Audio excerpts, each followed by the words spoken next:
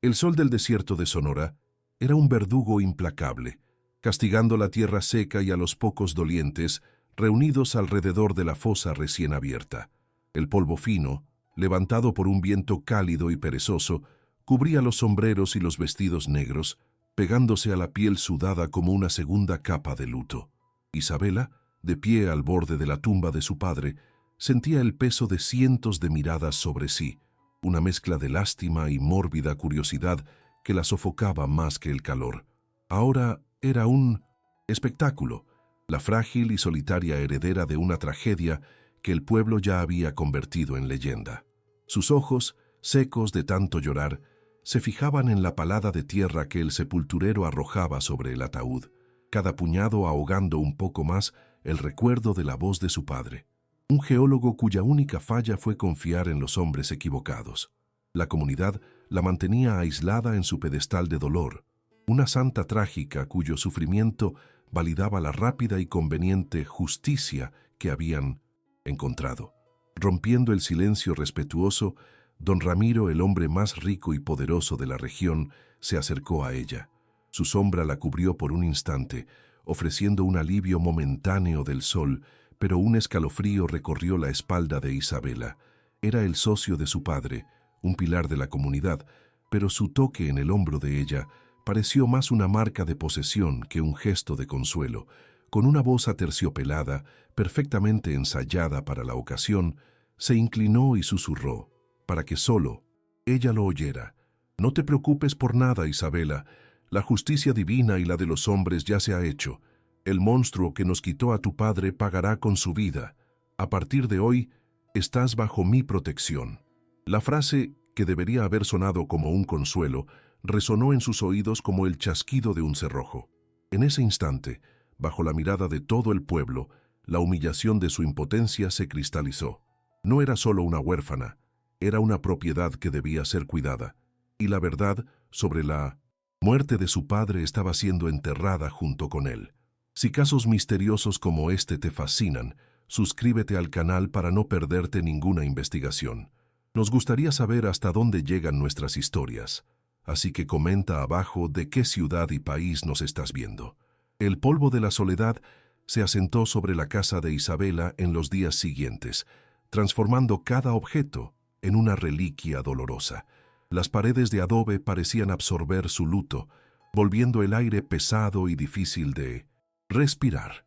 Recordaba a su padre, no como la víctima indefensa que la ciudad pintaba, sino como un hombre vibrante, cuyas manos callosas podían descifrar la historia de una roca con un simple toque. Le había enseñado a ver el desierto no como un vacío, sino como un libro de secretos geológicos. La mina de plata era el capítulo final de su vida, una promesa de prosperidad que él creía que compartiría con la comunidad.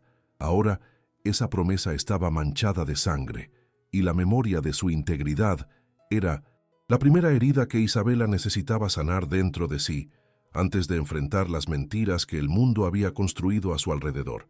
El aislamiento era casi absoluto.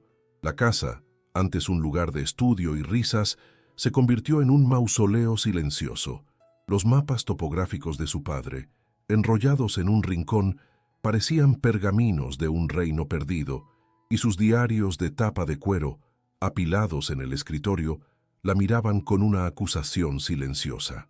El miedo era un compañero constante, un susurro en la oscuridad que la paralizaba, diciéndole que aceptara el destino, que se refugiara bajo la protección de don Ramiro y dejara que el polvo del tiempo sepultara la verdad.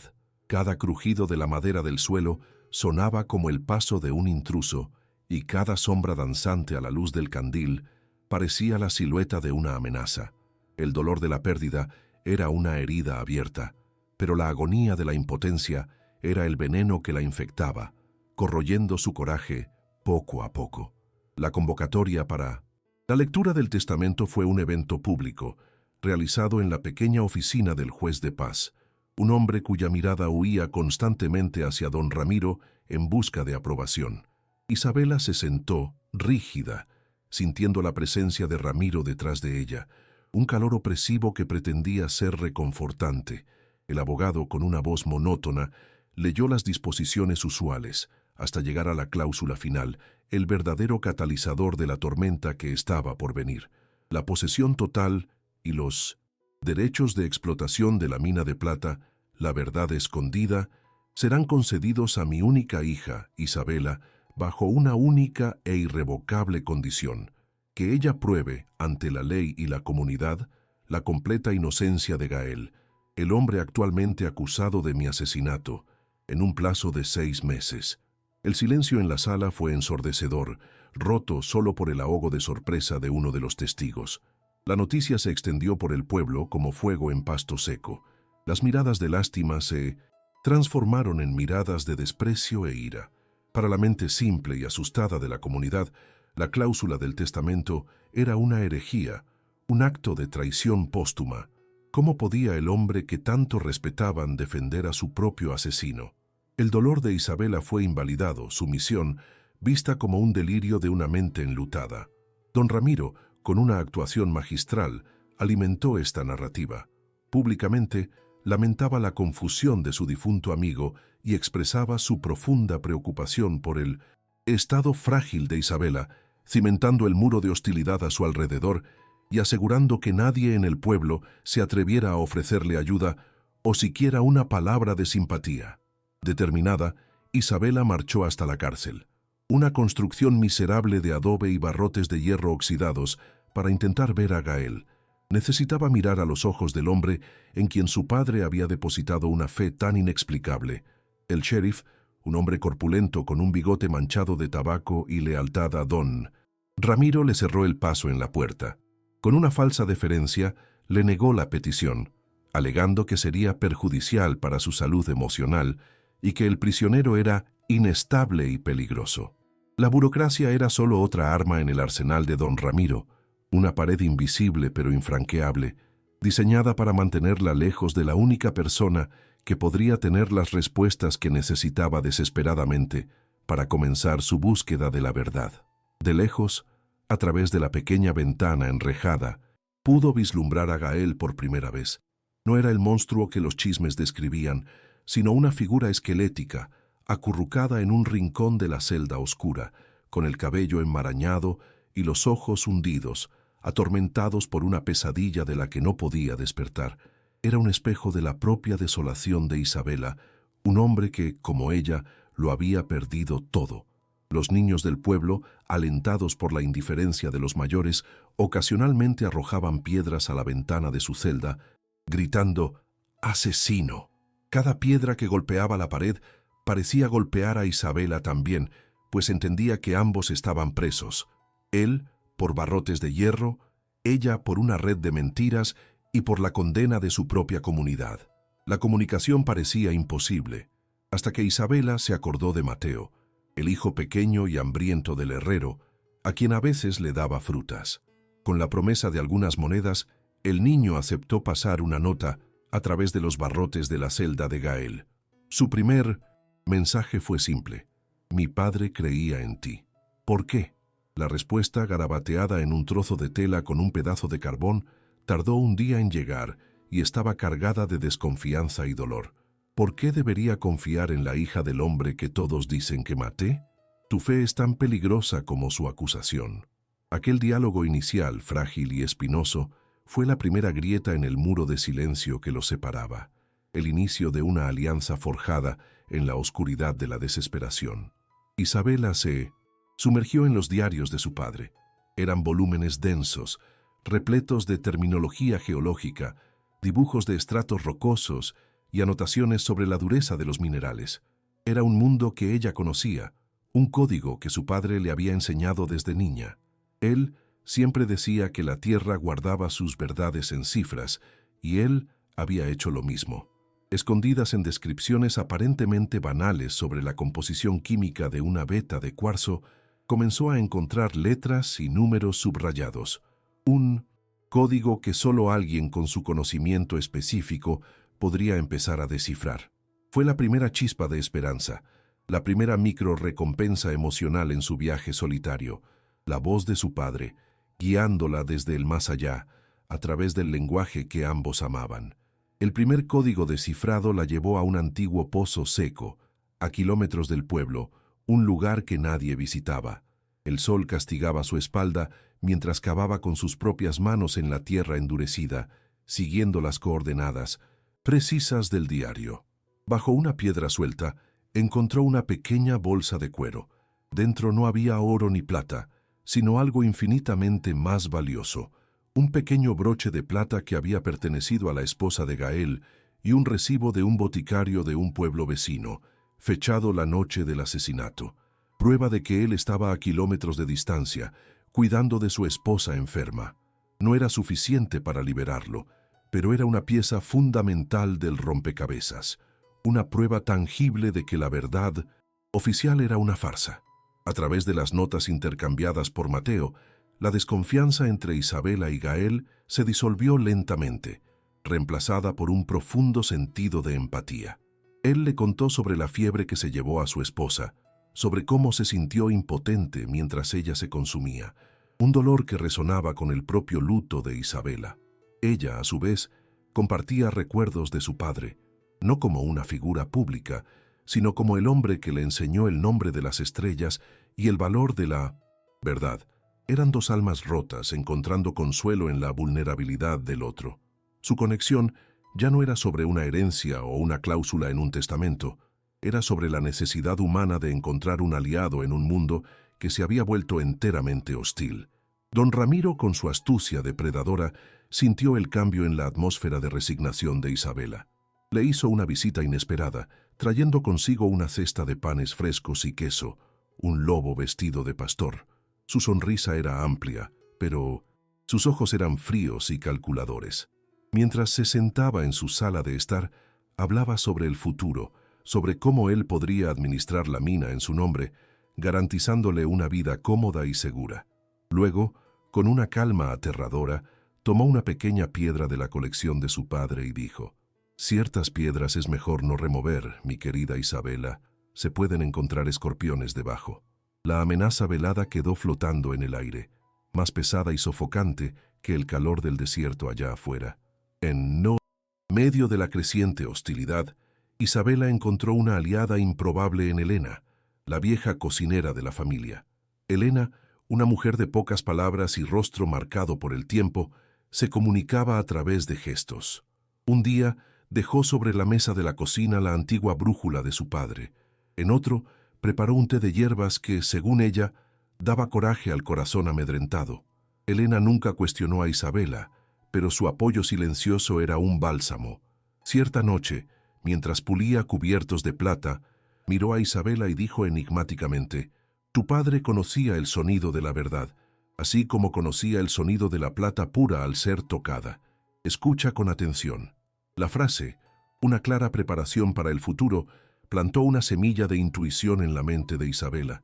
El tiempo se había convertido en su enemigo más implacable. Una noticia llegó con un viajero, el juez itinerante, la máxima autoridad de la ley en esa remota región, pasaría por el pueblo en menos de 2 meses para oficializar las sentencias pendientes. Eso significaba que el ahorcamiento de Gael era inminente.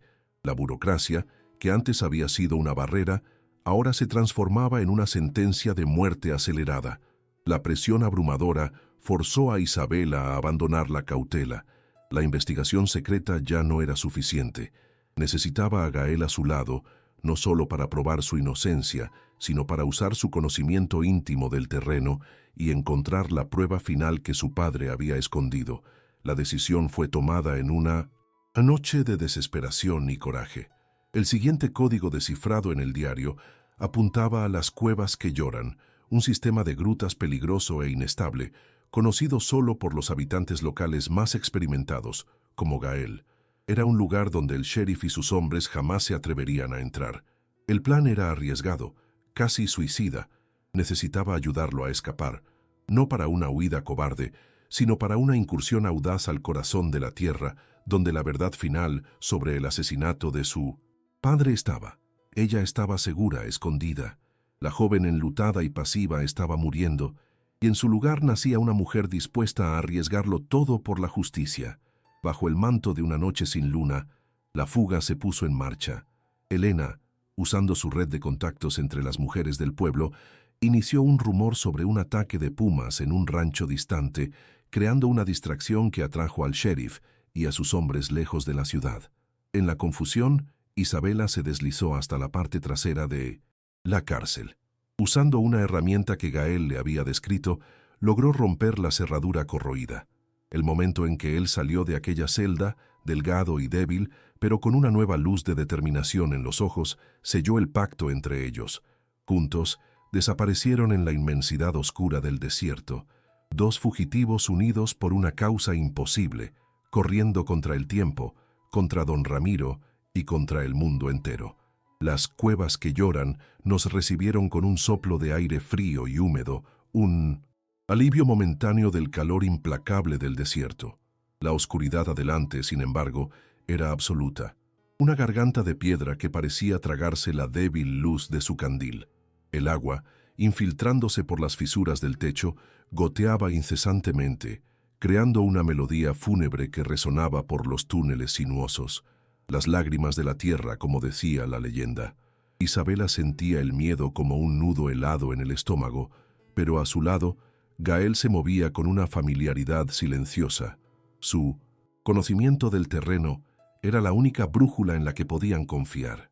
Cada paso era un riesgo calculado, una apuesta contra el tiempo y la inestabilidad de aquel laberinto subterráneo. Ya no eran solo fugitivos, eran peregrinos en busca de una reliquia sagrada, la verdad. Avanzaron por las entrañas de la tierra, siguiendo las últimas y más enigmáticas anotaciones del diario del geólogo.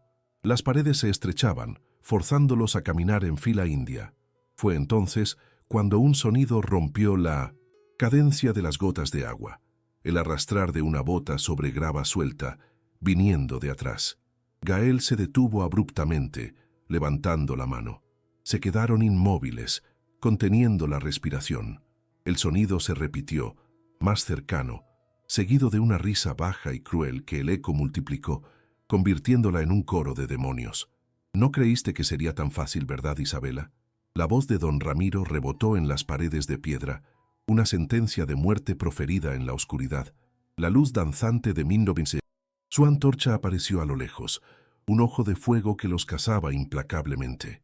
Acorralados en una cámara más amplia, sin salidas aparentes, el pánico amenazó con apoderarse de Isabela.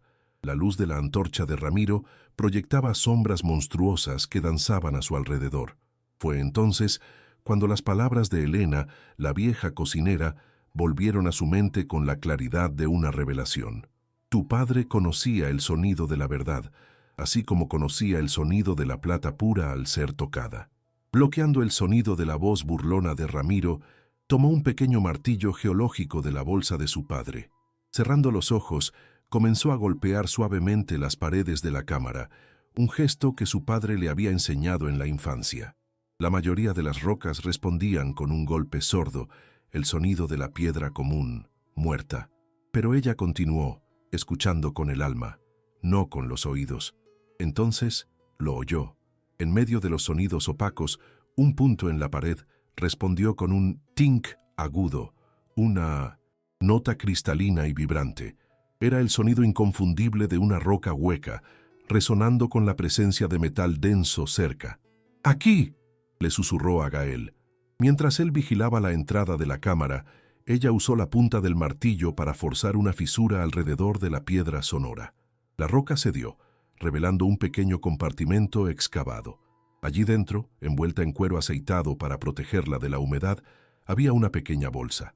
Ramiro se acercaba, su voz ahora un monólogo arrogante de confesión. Tu padre era un tonto sentimental. Realmente creía que la amistad y la lealtad valían más que una montaña de plata. Con las manos temblorosas, Isabela abrió la bolsa. Dentro había dos cosas. La primera era una muestra de mineral de plata de una pureza que ella jamás había visto, la prueba irrefutable de la riqueza del descubrimiento. La segunda, y más importante, era una carta, sellada con la cera del anillo de su padre. A la luz vacilante del candil, rompió el sello y leyó sus últimas palabras. La caligrafía apresurada detallaba la traición de Ramiro, su codicia y el enfrentamiento final. Pero la carta terminaba no con odio, sino con amor y fe. Mi querida Isabela, si estás leyendo esto, es porque la verdad ha encontrado en ti a su más valiente guardiana. Confié en Gael para proteger este secreto, porque vi en él la honestidad que siempre intenté enseñarte. Tu herencia no es la plata, sino el coraje de luchar por lo que es justo. En el exacto momento en que una lágrima solitaria cayó sobre el papel, la silueta de don Ramiro llenó la entrada de la cámara con la antorcha en una mano y un revólver en la otra. El impacto de su llegada abrupta hizo que golpeara con el hombro una viga de madera podrida que sostenía una parte inestable del techo. Un crujido siniestro resonó, seguido de una lluvia de polvo y pequeñas piedras. El suelo tembló bajo sus pies. La mina, perturbada, comenzaba a ceder. El peligro físico del derrumbe inminente y la amenaza mortal de Ramiro convergieron en ese instante, creando un clímax de dos fuegos, donde la vida y la verdad estaban atrapadas en el mismo filo de la navaja. Pero algo dentro de Isabela había cambiado. La joven enlutada y asustada había muerto para dar paso a la mujer forjada en el fuego de aquella prueba. Se levantó, ya no como una presa, sino como la heredera de un coraje inquebrantable. Con la mirada firme, levantó la carta. «Esta mina nunca será tuya, don Ramiro», dijo ella, su voz sonando clara y fuerte, por encima del ruido creciente de la cueva derrumbándose. «Mi padre dejó una herencia mucho mayor que la plata. Me dejó la verdad, y es más pesada que toda la roca de este desierto». La revelación emocional y la confesión escrita eran su armadura, transformando la escena de una masacre inminente en un enfrentamiento de voluntades.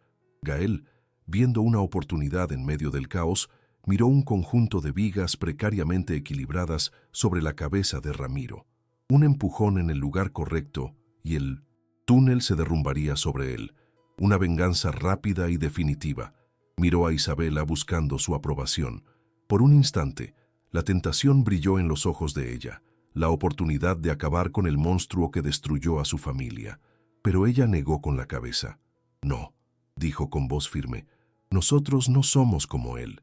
Usando el conocimiento adquirido de los mapas de su padre, señaló un pasaje estrecho y oscuro.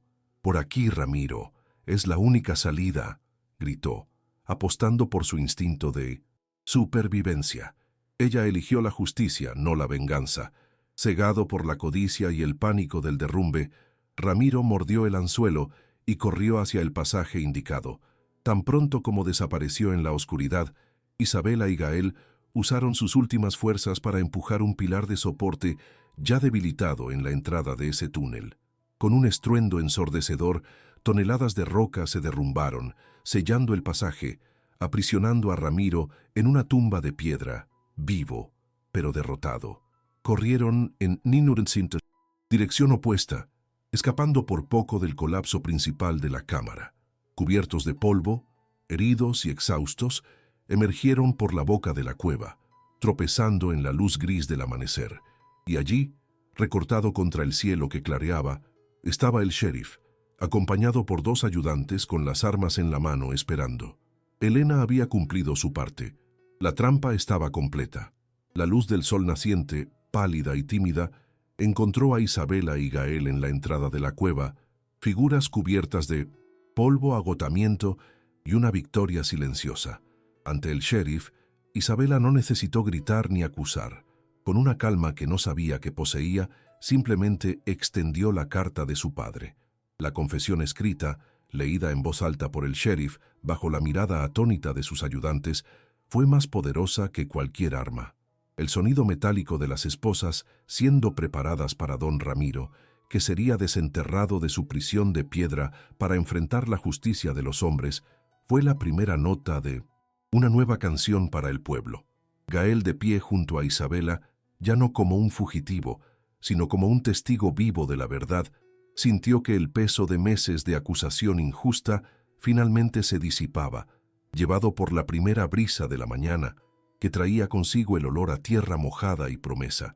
La noticia cayó sobre el pueblo como una lluvia torrencial tras una larga sequía, lavando el polvo de la mentira y exponiendo las grietas de la vergüenza en cada rostro.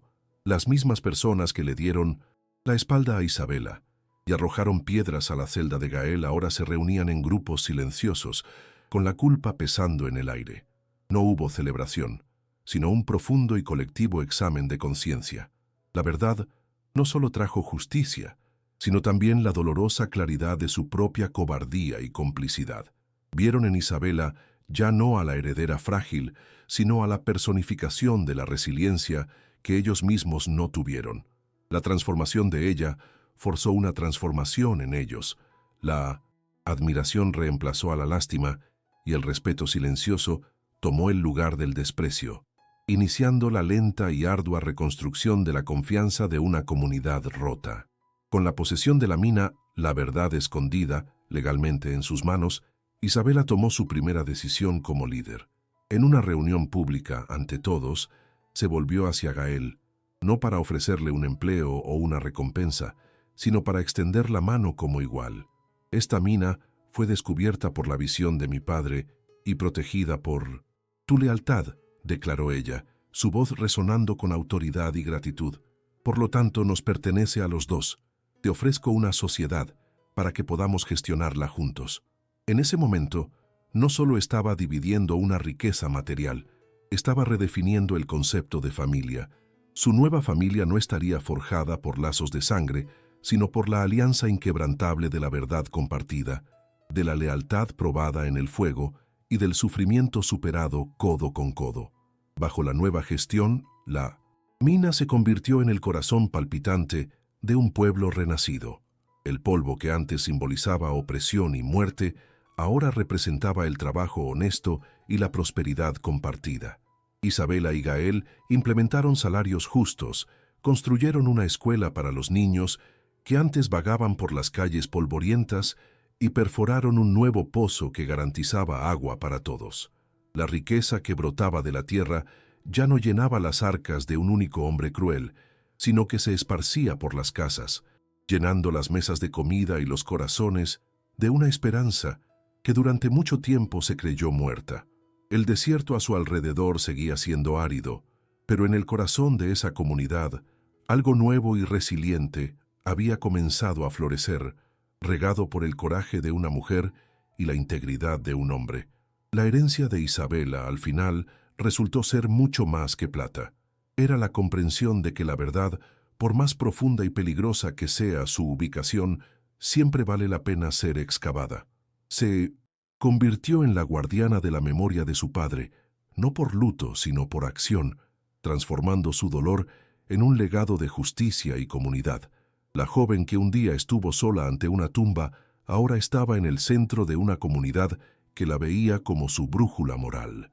La esperanza había encontrado un camino en el lugar más seco y desolado, demostrando que incluso después de la más oscura de las noches, el sol siempre vuelve a salir. ¿Qué opinas del fallo inicial de la comunidad al no cuestionar la versión de Don Ramiro? Deja tu teoría en los comentarios. Si crees que toda víctima merece justicia, sin importar cuánto tiempo pase, dale me gusta a este video y suscríbete al canal para más historias como esta.